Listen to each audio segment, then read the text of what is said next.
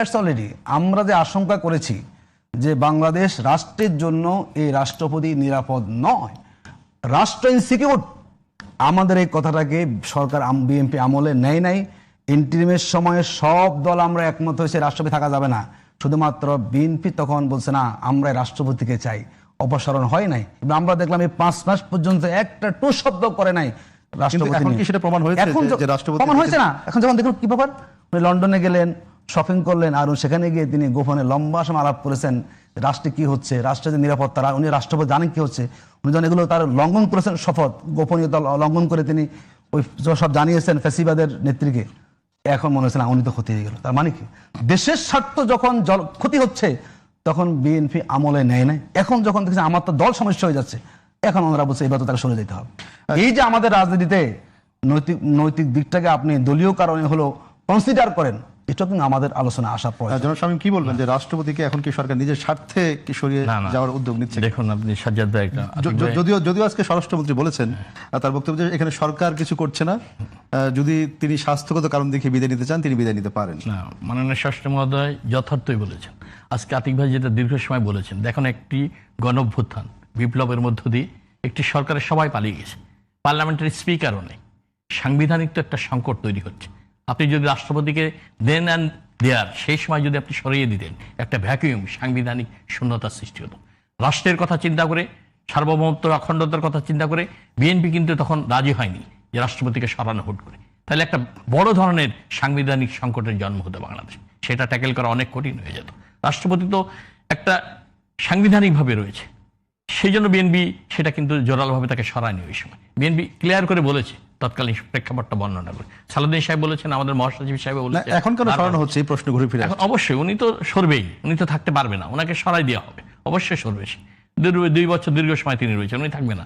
তার যদি স্বাস্থ্যগত কারণ দেখায়, সে অসুস্থ হয় বা কোনো কারণে থাকে, অবশ্যই সে সরে যাবে। ফ্যাসিবাদের সে একজন আইকন, তাকে তো আমরা গণতান্ত্রিক সরকার রাখবে না, অবশ্যই তাকে রাখবে না, সরে যেতে হবে তাকে।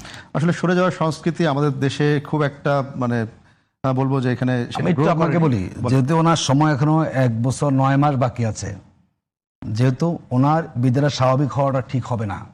যদি বিএনপি সত্যিকার দেশের মানুষের সম্মান থেকে থাকে, এই রাষ্ট্রপতি যে তার শপথ ভঙ্গ করেছেন, তিনি যে অসত্য কথা বলেছেন, মানে 5ই আগস্টের পরে বলেছেন যে উনি আমার কাছে পদত্যাগপত্র দিয়েছেন, বলেন আবার দেয় নাই, এই যে কথাগুলো বলেছেন, যদি তিনি এখন কোনো গোপন ষড়যন্ত্র করে থাকেন, লন্ডনে গিয়ে ফোন করে, অবশ্যই ওনাকে ইমপিচমেন্ট করা উচিত।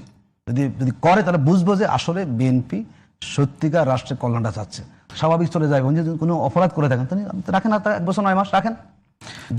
যদি লন্ডনটা কোনো অসুবিধা না হয়ে থাকে আরো 1 বছর 9 মাস থাকুক। যদি সেটাই কারণ হয়ে থাকে, সেই কারণকে উদ্ঘাটন করে পার্লামেন্টে ইমপিচমেন্ট করার যে সাংবিধানিক রায় সেটা করুক।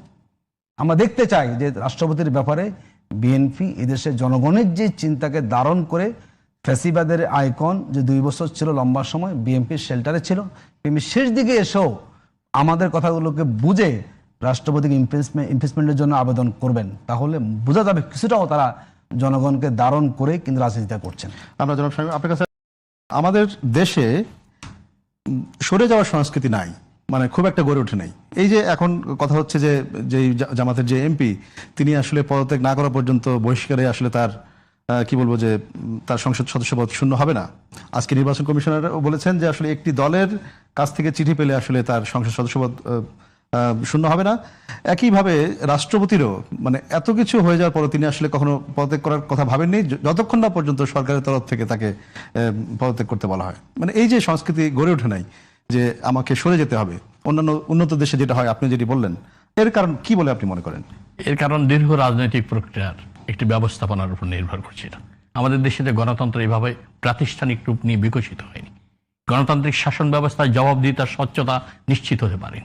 আমরা প্রাতিষ্ঠানিকভাবে গণতন্ত্রকে দাঁড় করাতে পারিনি দীর্ঘ 54 বছরের পথ পরিক্রমা।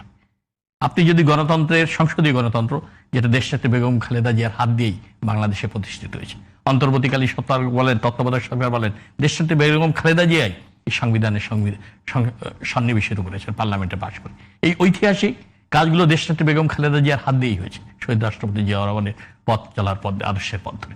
এই অর্জনগুলো বিএনপির ঐতিহাসিক অর্জন রয়েছে। বিএনপির আজকের বাংলাদেশে তো গণতন্ত্র সেভাবে বিকশিত হয়নি। মানুষের দেখেন দীর্ঘ পথ পরিক্রমায় আমরা যেভাবে গণতন্ত্র বারবার গণতন্ত্র লুণ্ঠন হয়ে গেছে, গণতান্ত্রিক শাসন ব্যবস্থা, ফ্যাসিবাদ 18 বছর, 16 বছর, স্বৈরাচার সরকারের সাথে 9 বছর, দীর্ঘ সময় আমাদের গণতন্ত্রকে হত্যা করে এখানে ফ্যাসিবাদ স্বৈর শাসনকে প্রতিষ্ঠা করা হয়েছে। যে কারণে এই সংস্কৃতিটা, নৈতিকতার, সততার যে রাজনীতি, যে ব্যর্থতার যে রাজনীতি, সেই দায়ভার নিয়ে উন্নতি বসছে। আপনি দেখুন, একটা রেল মন্ত্রী আপনার অন্য বড় বড় মন্ত্রণালয় তার ব্যর্থ কেলেঙ্কারি হয়েছে, সাথে সাথে দায়ভার কাঁধে নিয়ে পদত্যাগ করেছে। যুক্তরাজ্যের প্রধানমন্ত্রী তো যখন তখন সব সারা বিশ্বে, ডেমোক্রেটিক বিশ্বের, গণতান্ত্রিক বিশ্বে এটা নজির রয়েছে। দায়ভার কাঁধে নিয়ে তারা পদত্যাগ করেছে। এটা একটা সৌন্দর্য রয়েছে, এটা একটা বিউটি রয়েছে। সেই সংস্কৃতি তো আমাদের দেশে গড়ে ওঠেনি। এটা অবশ্যই আমরা সেটা সংস্কৃতি গড়ে উঠলে আমরা দেশের মানুষ উপকৃত হবে। কারণ মানুষ তাদের নাগরিক অধিকার ফিরে পাবে, ন্যায় বিচার পাবে, সত্য এবং ন্যায় বিচারটা প্রতিষ্ঠা হবে, আমাদের দেশের নাগরিক সেবাটা নিশ্চিত হবে রাষ্ট্রের পক্ষ থেকে। জনাব আতিক, আপনার কাছেও আসলে একই প্রশ্ন, যে আসলে আমাদের এই যে সংস্কৃতি, আপনারা নির্বাচন কমিশনকে চিঠি দিয়েছেন, স্পিকারকে চিঠি দিয়েছেন গাজী নজরুল ইসলামের বহিষ্কারের বিষয়ে, কিন্তু আজকে নির্বাচন কমিশন থেকে বলা হয়েছে যে আসলে একটি দলের চিঠি তার সংসদ সদস্য শূন্যের ব্যাপারে খুব একটা মানে সিদ্ধান্ত নেওয়ার ক্ষেত্রে যথেষ্ট নয়, যতক্ষণ না পর্যন্ত সংসদ থেকে তাদেরকে কিছু বলা হয়। আসলে এক্ষেত্রে কি বলবেন, যে এর আগে আওয়ামী লীগের ক্ষেত্রে বা বিএনপির ক্ষেত্রে আওয়ামী লীগের লতিফ সিদ্দিকী, বিএনপির আবু হেনা এমপি, তাদের ক্ষেত্রেও যেটি হয়েছিল যে আসলে যতক্ষণ না পর্যন্ত ওই সংসদ সদস্য নিজে পদত্যাগ না করেন ততক্ষণ পর্যন্ত কিন্তু ওই সংসদ পদ শূন্য হয়নি। আসলে এই ক্ষেত্রে কি হবে, যদি উনি পদত্যাগ না করেন তাহলে কি আপনারা আবার তার সাথে সংসদে বসতে পারবেন?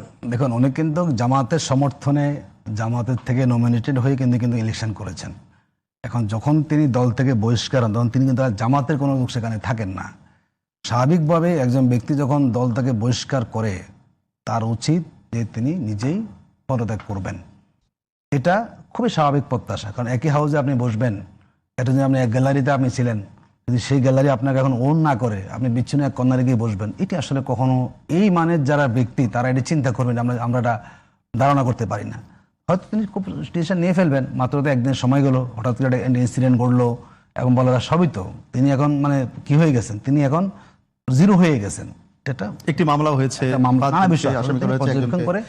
আমাদের কাছে মনে হয় সংগঠনের সিদ্ধান্ত নিয়েছেন, উনি এর বাহিরে যাওয়ার সুযোগ নাই, নিজেই উনি সহযোগিতা করবেন এবং এই পার্লামেন্টে বসার তার যে রাইট দলগতভাবে যে সেই রাইট তিনি হারিয়েছেন, তিনি এটা নিয়ে লড়াই করবেন, এটা আমাদের কাছে মনে হয় না। খুব যত অল্প সময়ের ভিতরে এই ব্যাপারে আমরা জানবো, নিজেই তিনি আবেদন করবেন, হতে যে আমি রিজাইন দিলাম, এটি আশা করি স্বাভাবিক প্রক্রিয়ায় ঘটবে। কারণ সময় আসলে খুবই কম, পরশু দিনের ঘটনা, গতকালকে দল সাসপেন্ড করলো, আজকে আবার দলের পক্ষ থেকে চিঠি পাঠানো হলো, তিনি আমাদের দলের কেউ না। নিঃসন্দেহে এটা আইনি ব্যাখ্যাটাকে দিয়ে একটা পর্যায়ে গিয়ে দল যদি কাউকে ধারণ না করে, সেই ব্যক্তি সেই দলের হয়ে আবার পার্লামেন্টে কথা বলবেন, এই অবস্থা আমরা আসলে পড়ে যায়নি। আশা করি জনাব গাজী নজরুল ইসলাম সাহেব তিনি তার অবস্থানটা বুঝেই তিনি এই ক্ষেত্রে সহযোগিতা করবেন, আমরা প্রত্যাশা করি। আর পদ থেকে সরে যাওয়ার যে সংস্কৃতি, সেটি আমাদের দেশে খুব একটা গড়ে ওঠেনি। এর কারণ আপনি কি বলবেন? আমাদের দেশের জবাবদিহিতা আসলে নাই, এবং পদ আঁকড়ে ধরার যে একটা এবং চেষ্টা আমরা দেখি না। শেষ পর্যন্ত দেখলাম যে আমাদের আবুল হোসেনের ব্যাপারে পদক্ষেপ নিতে, তা অনেক আলোচনা করার পরে যে তাকে সেখানে বাদ দিয়ে পরে ওবায়দুল কাদের সাহেবকে বানানো হয়েছে।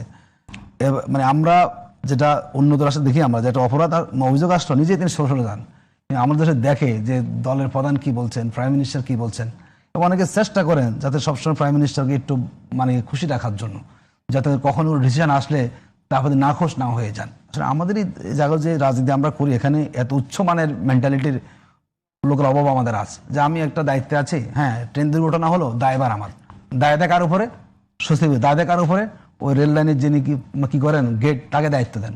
কিন্তু যার দায়িত্ব গেটম্যানকে টাইমলি রাখা, যার দায়িত্ব ইঞ্জিন মেরামত মানে নষ্ট হলে যে অথরিটি ঠিক করার দায়িত্ব, সব দায়িত্ব একজনের উপরে পড়ে। আমরা দেখলাম এই বছরের যে আমাদের বাস দুর্ঘটনা ঘটলো, কেউ কি আসলে দায় নিয়েছে? সড়কে যে অনিয়মের কারণে অ্যাক্সিডেন্ট হয়, কেউ দায় না। কি দেখি আমরা যখন অ্যাক্সিডেন্ট ঘটে, বাসের কি নাই, বাসের কোনো ইয়া নাই, আপনার মেয়াদ উত্তীর্ণ, তো মেয়াদ উত্তীর্ণ বাস রাস্তায় চলে কিভাবে, কার গ্যাপের কারণে বলুন আপনি? একজন ড্রাইভার বিনা লাইসেন্সে গাড়ি কিভাবে চালায়? আপনি রাষ্ট্র যেখানে অব্যবস্থাপনা চলে, সেখানে আসলে কেউ দায় নিতে, যদি দায় নেওয়া থাকতো তাহলে বাংলাদেশ আরও এগিয়ে যেতে পারতাম। আমরা যে পিছিয়ে আছি, জবাবদিহিতা নাই, কিংবা দল আমার সাথে আছে, সুতরাং জনগণ যাই করুক, এই কারণে আসলে আমরা যে পিছিয়ে আছি বড় কারণ, জবাবদিহিতা নাই এবং কেউ কারো দায় স্বীকার করতে বাংলাদেশ আমরা দেখি না। আসলে আলটিমেটলি একদম ঠেকায় না পড়লে, যার কোনো উপায় নাই, তখন বলে আমি এবার পদত্যাগ করলাম।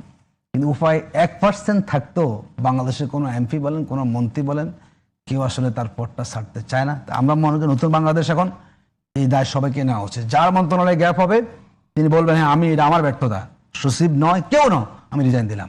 যদি এই সংস্কৃতি বাংলাদেশে গড়ে ওঠে রাজনীতিটাও সুন্দর হবে, এখানে কোনো সাটুকা জায়গা পাবে না। দেখুন আমাদের সমস্যা কি জানেন, আমরা আসলে কি করে এখানে যে দেশে এখন যোগ্যতার পরিবর্তে চাটুকারদের স্থান হয়, রিসেন্ট আমরা দেখলাম, খুবই আমরা হতাশ, খুবই হতাশ। যিনি মানে রেগুলার চাটুকারিতা করেছেন তিনি যদি এখন একটা গুরুত্বপূর্ণ পদে পদায়ন পান, আবার সেই দেশে আপনি আশা করবেন কোনো লোক পদত্যাগ করবে, কিভাবে সম্ভব? যেখানে এরকম পদলেহন করলে বড় পদ পাওয়া যায়, এটা দুর্ভাগ্য আমাদের জন্য, এটা আমরা আশা করি নাই। যে দেশে যোগ্যতা মাপকাঠি হওয়া দরকার ছিল, যখন সে যোগ্যতাকে বাদ দিয়ে যখন একই কেন্দ্রিক কথা বলার লোক যখন গিয়ে একটা বড় পদে চলে যায়, তখন আমরা নিজেরাও হতাশ হয়ে যে রাজনীতি কার জন্য আসলে। তাহলে আমরা এক কাজ করি, আমরা সবাই গিয়ে হলো ব্যক্তিদেরকে গিয়ে তো সমর্থ করি, আপনি পিছনে আমরা আছি। এটাও কিন্তু একটা আমাদের জন্য দৃষ্টিভঙ্গি। রাষ্ট্র কাকে চাচ্ছে?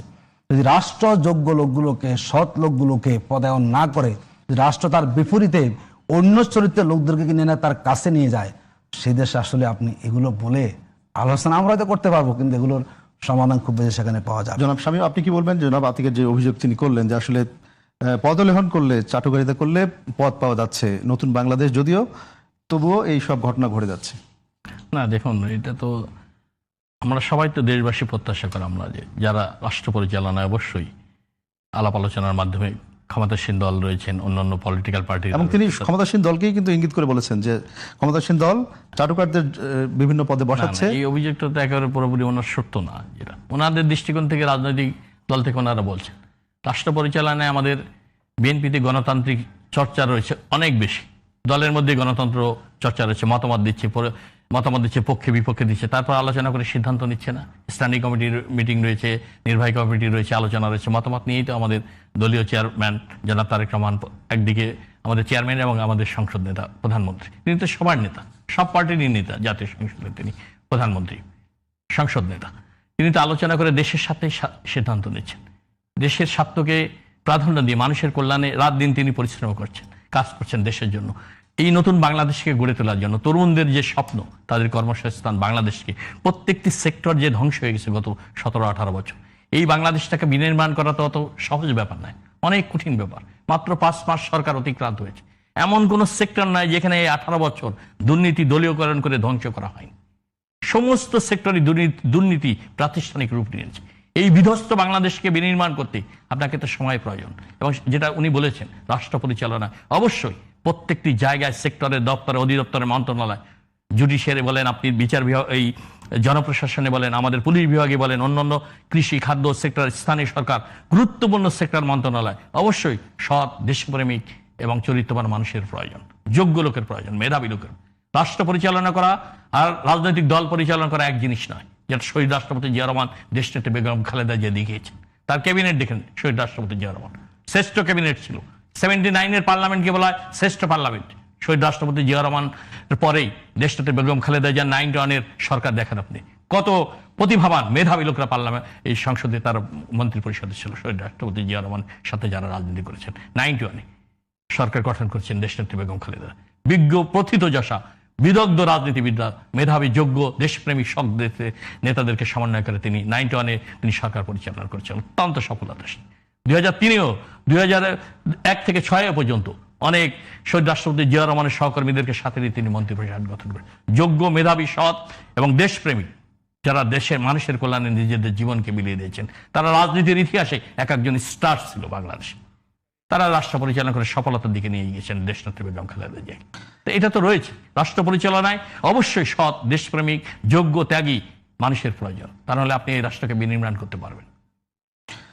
জনাব আতিক, আপনি একটু আগে বললেন যে রাষ্ট্রপতির জন্য আপনারা দীর্ঘদিন ধরে রাষ্ট্রপতি অপসারণের দাবি করেছিলেন, বিভিন্ন ধরনের আন্দোলন করেছেন, সংসদে রাষ্ট্রপতির ভাষণের সামনে আপনারা ওয়াকআউট করেছে আপনার দল। তো এখন তো রাষ্ট্রপতিকে সরানো হচ্ছে বা একটা উদ্যোগের কথা শোনা যাচ্ছে, এখন আপনারা খুশি না হয়ে আপনারা আবার বলছেন যে মানে এটা সরকার তার স্বার্থেই করছে। আসলে সরকার কোন দিকে যাবে? আমি তো বলছি এখন যাওয়া না যাওয়া কি আর, ওনাকে তো বিএনপি মেনেই নিয়েছে। আসলে উনি ফ্যাসিবাদের আইকন, তাকে দিয়ে সংসদে ফ্যাসিবাদের বিরুদ্ধে কথা বলানো হয়েছে, উনি কত কথা বললেন। সেই ব্যক্তি আবার যখন গিয়ে লন্ডনে গিয়ে সুযোগ পেয়ে কথা বলেন তার সে ফ্যাসিবাদের নেত্রীর সাথে, তাহলে আমাদের কথা বলা কি আছে? তার মানে বিএনপি যে আসলে তার উপরে আস্থা রেখেছে নানা কারণেই তার, এটা জনগণ ভালোভাবে নেয় নাই। এই দেশের জনগণ চেয়েছিল, বিএনপি কিন্তু আপনি একটা জিনিস বারবার ভুল করতেছেন, বিএনপি কিন্তু তার উপর আস্থা রাখে নাই। কিন্তু বিএনপি কখনো আস্থা রাখে নাই। দেশের একটা বৃহত্তর স্বার্থে সাংবিধানিক একটা সংকট তৈরি হবে আচ্ছা, এখানে, যেখানে প্রাইম মিনিস্টার নাই, সবাই পালিয়ে গেছে, স্পিকারও নাই, কে অভিভাবক হবে এই রাষ্ট্রে? একজন তো জায়গা সাংবিধানিক সংকট থেকে এড়ানোর জন্য বিএনপি সেই সিদ্ধান্ত। তাহলে সেটার জন্য কি 5 মাস সময় লেগেছে?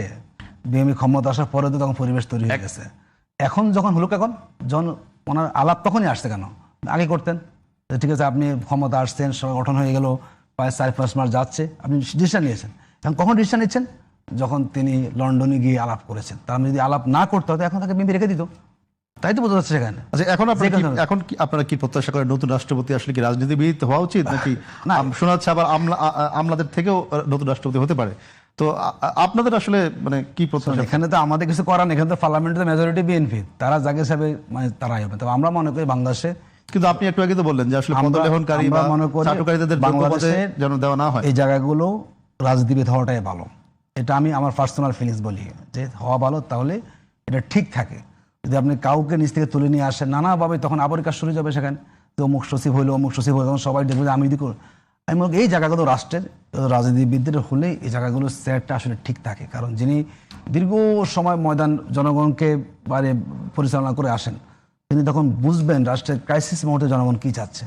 আর যদি আমলা হন, তারা সবসময় থাকেন যে একটা গন্ডির ভিতরে, তারা জনগণ ফালসু বোঝার চেষ্টা করেন না, এবং তারা তখন দেখেন আমার কি স্বার্থ এখানে আস। আমরা মনে করি রাষ্ট্রের জায়গাগুলোতে যাতে করে রাজনৈতিক ব্যক্তিরাই প্রাধান্য পান, সেটা আমরা আশা করি। এখন জানি না বিএনপির বিষয়, তারা সংসদের 2/3 মেজরিটি তাদের, তারা যা সেই হবে, কিন্তু আমরা মনে করি রাজনীতিবিদদেরই মূল্যায়নটা থাকলে জন্য কল্যাণকর আমাদের হয়। তিনি বুঝবেন না জনগণ সেখানে কি চাচ্ছে। জনাব স্বামী, কি বলবেন যে নতুন রাষ্ট্রপতির ব্যাপারে আসলে আপনারা কি ভাবছেন, বা আপনার দল বা আপনার দল প্রধান যে সিদ্ধান্ত নেবেন সেই সিদ্ধান্তে আপনারা কি মানে একেবারেই একমত? এটা একেবারে ঠিক না সাজ্জাদ ভাই, দলীয় প্রধান কিন্তু এককভাবে কোনো সিদ্ধান্ত নেবেন না। বিএনপিতে এই প্র্যাকটিসটা গণতান্ত্রিক মূল্যবোধ চেতনা চর্চা রয়েছে। মতামত নিয়ে আলাপ আলোচনা করেই আমাদের মাননীয় প্রধানমন্ত্রী, দলের প্রধান চেয়ারম্যান জনাব তারেক রহমান অবশ্যই সঠিক বুদ্ধি বিবেচনা দিয়েই সঠিক সিদ্ধান্ত তিনি সবার থেকে মতামত নিয়ে তিনি নেবেন। সবার থেকে মতামত নিয়েই আলাপ আলোচনা করে, স্ট্যান্ডিং কমিটি রয়েছে, মন্ত্রী পরিষদ রয়েছেন, পার্লামেন্ট রয়েছেন, সিনিয়র নেতৃবৃন্দ রয়েছেন, সবার মতামত নিয়েই তিনি সিদ্ধান্ত নিয়ে পার্লামেন্টে তিনি। রাজনীতিবিদ না আমলাতন্ত্র, মানে মানে কি চান আপনার ব্যক্তিগত? অবশ্যই আমরা চাই ব্যক্তিগত, আমি ব্যক্তিগত চাই পলিটিক্যাল লোক, এটা চাই। আচ্ছা, আমরা একটা শেষ বিষয় নিয়ে শেষ করবো যে ভারতের যে আন্দোলন চলছে দিল্লিতে, এখানে দেখা যাচ্ছে যে আন্দোলন চলছে শিক্ষার্থীদের একটা প্রশ্ন ফাঁসের বিষয় নিয়ে তার শিক্ষামন্ত্রী পদত্যাগের দাবি ছিল, সেখান থেকে শিক্ষার্থীদের উপরে চড়া হয় সরকারি বাহিনী বা আইনশৃঙ্খলা বাহিনী, তারপর থেকে আন্দোলন সেখানে জোরদার হয়েছে। 30 সেকেন্ডে যদি বলেন জনাব আতিক, যে সেখানে বাংলাদেশ, নেপাল এবং শ্রীলঙ্কার মিল খুঁজে পাচ্ছেন অনেকেই, এবং অনেকেই সেখানে সংহতি জানাচ্ছেন, বিভিন্ন সর্বস্তরের জনগণ তাদেরকে সেখানে মানে বিভিন্ন ধরনের আশকারা দিচ্ছে বা সাপোর্ট দিচ্ছে। মিল পাওয়াটা স্বাভাবিক, যেহেতু আমরা কাছাকাছি পার্শ্ববর্তী দেশ, নেপালও পার্শ্ববর্তী দেশ, স্বাভাবিক বিষয়। দেখুন এখন সারা ওয়ার্ল্ডে জেনজিরা কিন্তু খুব অ্যাক্টিভ, কোনো রাষ্ট্রপ্রধান চাইলে আগের মতো করে চলতে পারবে না, অনিয়ম হলেই এখন জেনজিরা মাঠে নামবেই। তো এটা ভারতের জন্য প্রথম লেসন হলো যে একটা ঘটনা গিয়ে এত বড় বিক্ষোভ সেখানে হয়েছে, এটা সবার জন্যই লেসন। আমরা মনে করি যৌক্তিক আন্দোলন যেখানে হবে, যে রাষ্ট্রই হোক, সেখানে আমাদের সমর্থনটাও যৌক্তিক দেওয়া। কারণ শিক্ষার্থীদের আন্দোলন, সেখানে পুলিশ টিয়ারশেল মেরেছে, এবং দেখলাম যে এটা বল প্রয়োগ সেখানে করা হয়েছে, এটা নিঃসন্দেহে শোভনীয় নয়। যেটা আমাদের কাছে মূল লেসনটা হচ্ছে আসলে একেবারে ছোট করে, মানে 24 পরবর্তী বাংলাদেশ বলুন না, সারা ওয়ার্ল্ড বলুন, এখন অনেক পরিবর্তন হয়ে গেছে। এখন আগের মধ্যে কেউ চাইলে গর্তমি করে আমি কেউ পারবে না আসলে। সুতরাং এই জেনারেশনে যদি কেউ চিন্তা মাথায় রেখে রাষ্ট্র পরিচালনা করেন, কখনো সেই সরকার ফেল করার সম্ভাবনা কম থাকবে। যদি মনে করেন আগের মতো আমরা থাকবো, তাহলে যে কোনো সময় কিন্তু এই প্রজন্ম রাস্তায় নামবে, এবং তার যে কোনো গণতান্ত্রিক সরকারের জন্য কিন্তু এটা হুমকির কারণ হয়ে দাঁড়াতে পারে। জনাব স্বামী, আপনি শেষ করবেন এই আন্দোলনের ব্যাপারে কিছু বলবেন কিনা, যে আন্দোলন হচ্ছে এখানে বাংলাদেশের মতোই আন্দোলন হচ্ছে, এবং এখান থেকে কোনো শিক্ষা রয়েছে কিনা? অবশ্যই শিক্ষা রয়েছে। আপনি তো দীর্ঘ সময় ইন্ডিয়াতে খালি একটি সরকার গণতান্ত্রিকভাবে নির্বাচিত হলেই গণতন্ত্র সেখানে প্রতিষ্ঠিত হয় না। সরকারের কর্মকাণ্ডই বিভিন্ন সূচকে প্রমাণ করে সেই সরকার গণতান্ত্রিক কিনা। মোদী সরকারকে আমরা দেখেছি যেভাবে নির্যাতন নিপীড়ন করে মানুষের অধিকার, জুলুম অত্যাচার নির্যাতন করেছে, তার দীর্ঘদিনের ক্ষোভের একটা বহিঃপ্রকাশ, জনরোষের শিকার হয়েছে আজকে। সমস্ত শ্রেণী পেশার মানুষ আজকে এক দলে তার সরকারের পদত্যাগের জন্য রাস্তা নামছে।